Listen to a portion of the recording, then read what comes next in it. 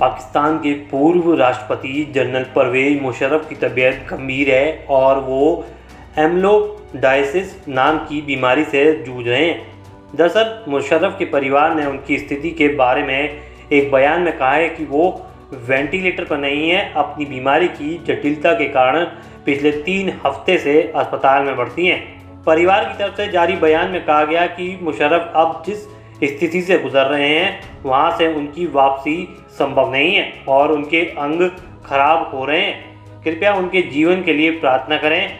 आइए जानते हैं एम्यलोडायसिस बीमारी क्या है, इसके कारण और उपचार के तरीकों पर एक नज़र डालते हैं। बता दें, एम्यलोडायसिस एक दुर्लभ बीमारी है जो तब होती है जब एक असामान्य प्रोटीन जिसे एम्यलोइड कहा जाता है किसी के अंग में बन जाता है, जो उस अंग के आकार और कार्यप्रणाली को प्रभावित करता है। एम्यलोइड प्रोटीन किसी इंसान के हृदय, मस्तिष्क, गुर्दे और शरीर के अन्य भागों में जमा हो सकता है, जिससे अंग नाकाम होने की स्थिति में आ जाते हैं और इंसान की मौत भी हो सकती है।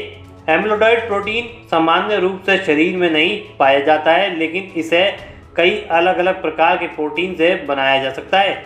एम्यलोडायसिस की कुछ किस्से अन्य बीमारियों के साथ मिलकर होते हैं।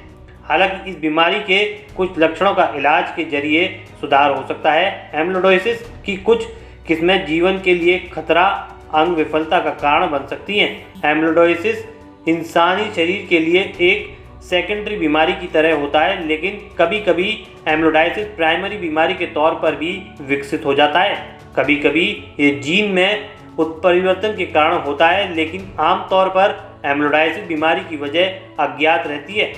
कई अलग अलग प्रोटीन एम्यलोइड जमा कर सकते हैं, लेकिन ये कुछ प्रमुख स्वास्थ्य समस्याओं का कारण बनते हैं। प्रोटीन का प्रकार और ये कहाँ एकत्र होता है, ये बताना है कि व्यक्ति को किस प्रकार का एम्यलोडायसिस है। एम्यलोइड पूरे शरीर में या सिर्फ एक क्षेत्र में जमा हो सकता है। एम्यलोडायसिस के लक्षण अक्सर सूक्ष्म होते हैं और ये इस बात पर निर्भर करते हैं कि शरीर में एम्यलोइड प्रोटीन कहाँ जमा हो रहा है। जैसे जैसे एम्यलोडायसिस बढ़ता है, एम्यलोइड का जमा हृदय, लीवर, गुर्दे, पाचन तंत्र, मस्तिष्क या तंत्रिकाओं को नुकसान पहुंचा सकता है।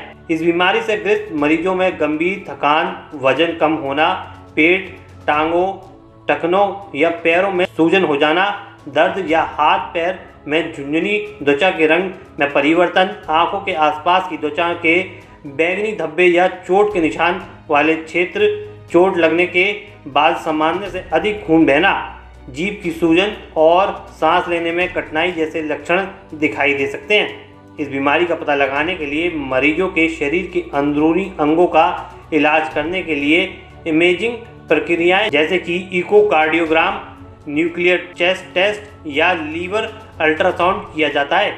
एक बार इस बीमारी का पता लगने के बाद एम्यलोडायसिस को इलाज के जरिए धीमा किया जा सकता है और इसके लक्षण को कम करके रोगियों को कुछ समय के लिए मौत से बचाया जा सकता है। हालांकि वास्तविक इलाज इस बात पर निर्भर करता है कि व्यक्ति को किस प्रकार का एम्यलोडायसिस है। कीमोथेरेपी भी इसके उपचार का एक तरीका है जिससे कैंसर कोशिकाओं को ख़त्म किया जा सकता है। वहीं कुछ दवाएं भी एम्यलोडायसिस वाले लोगों में असामान्य प्रोटीन बनाने वाली कोशिकाओं के विकास को भी रोक सकती हैं। इस खबर में फिलहाल इतना ही। बने रहिए वन इंडिया हिंदी के साथ।